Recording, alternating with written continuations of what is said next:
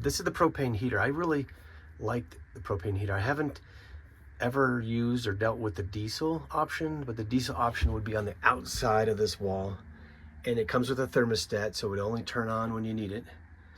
But I believe that the newer ones have just the diesel heater, and the heat comes out higher up.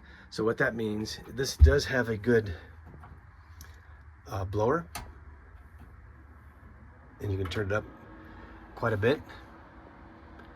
So basically the blower comes down here, and it's probably not the best location for the heater and the fridge, because you got hot air blowing on the fridge at, in the night. So I'm turning this back down to low and then off.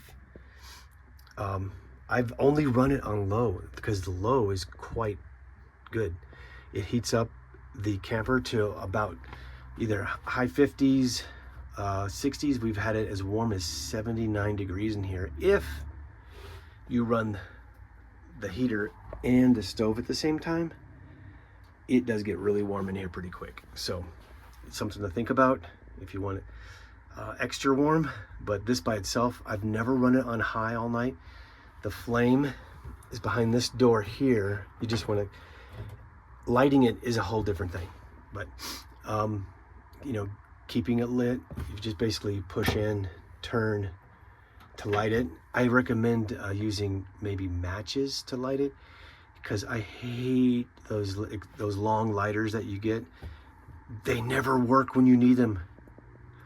But I love this thing. It gets really warm in here. It stays on all night. It's a nice ambiance to the whole thing. You can see the flame. So if light bothers you, you might get a curtain to kind of block where you're bedding, from the light of the fire. But it's so nice and cozy on cold nights.